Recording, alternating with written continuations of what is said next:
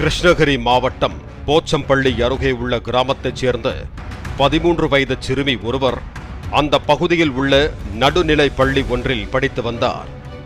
கடந்த 2 மாதங்களாக உடல்நலக்குறைவு என பள்ளிக்கூடத்திற்கு சரிவர செல்லாமல் தவிர்த்து வந்தார்.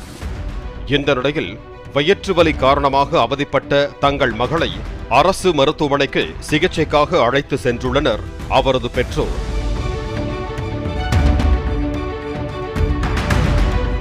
மருத்துவமனையில் சிறுமியை பரிசோதித்த மருத்துவர்கள் சிறுமி கர்ப்பமாக இருப்பதாக கூறி குண்டை தூக்கி போட்டனர். சின்ன பொண்ணுங்க, சரியா பார்த்து சொல்லுங்க என்று பெற்றோர் பதறிய நிலையில் பள்ளி மாணவி கர்ப்பமான தகவலை உறுதிப்படுத்திய மருத்துவர்கள் மாவட்ட குழந்தைகள் நல அலுவலருக்கு தகவல் தெரிவித்தனர். நடுநிலை பள்ளியில் படிக்கின்ற சிறுமி கர்ப்பமாக யார் காரணம் என்று விசாரணையை முன்னெடுத்தனர் அதிகாரிகள்.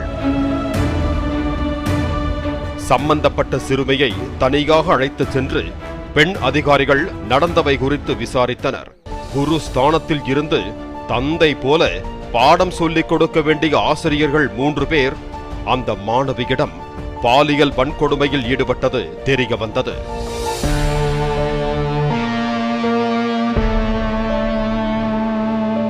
இதையடுத்து போலீசார் ஆறுமுகம், சின்னசாமி, பிரகாஷ் ஆகிய 3 ஆசிரியர்களையும் போக்சோ வழக்கில் கைது செய்தனர். சிறுமியின் கர்ப்பத்திற்கு காரணமானது யார் என்பதை கண்டறிய அந்த 3 பேருக்கும் DNA பரிசோதனை மேற்கொள்ளப்பட்டது.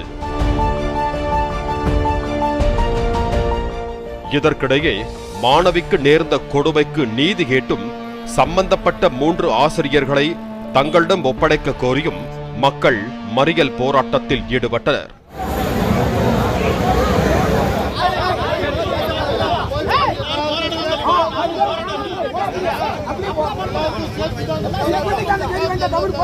கலைந்து போகச் சொன்ன போலீசாரிடம் வாக்குவாதம் செய்த பொதுமக்கள் தங்களை சமாதானம் செய்ய முயன்ற பெண் அதிகாரிகளிடம் பள்ளிக்கூடம் செல்லும் தங்கள் வீட்டு பெண் பிள்ளைகளுக்கு யார் பாதுகாப்பு என்று கேள்வி எழுப்பினர்.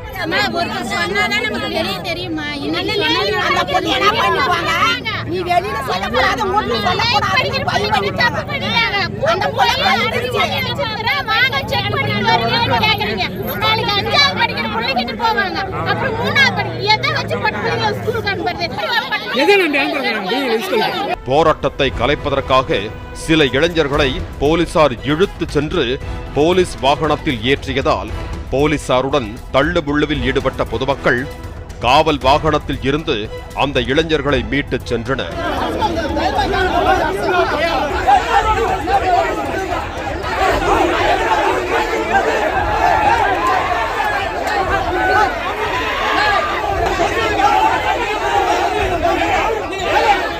கைது செய்யப்பட்ட ஆசிரியர்களான ஆறுமுகம், சின்னசாமி, பிரகாஷ் ஆகியோர் மீது உறுதியான நடவடிக்கை எடுப்பதாக கூறி பொதுமக்களை கலைந்து போகச் செய்தனர்.